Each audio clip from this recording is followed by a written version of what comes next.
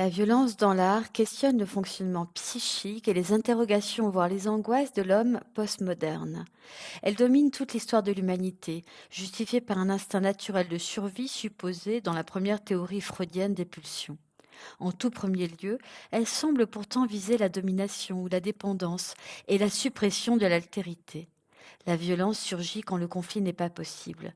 Le geste artistique s'empare de la colère qu'il brise et transforme en pulsion. Ces forces semblent provenir de l'inconscient à travers un refoulement originel. L'art permet de dire ce qui n'est pas dissible. De Lascaux à nos jours, la violence habite l'histoire de l'art. Au Moyen Âge, par exemple, avec ses crucifixions, ses descentes de croix, ses martyrs transpercés, lapidés ou décapités, ses innocents massacrés. L'imagerie de l'enfer et du jugement dernier nous donne à voir des scènes bibliques extrêmement violentes. Ensuite, les représentations des enlèvements de Proserpine ou des filles Leucippe, des satires et même de viols constituent une véritable collection d'images, parfois sublimées, de sévices corporels.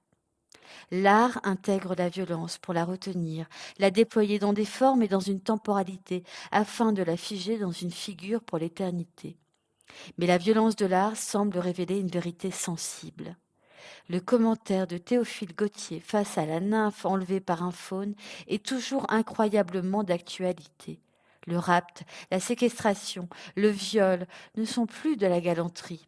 Se complaît face à cette œuvre dans une sensation physique qui le fait désirer être à la place du satyre et qui lui fait décrire cette scène de résistance comme un jeu érotique dans lequel le consentement serait déguisé en obstacle facile à écarter.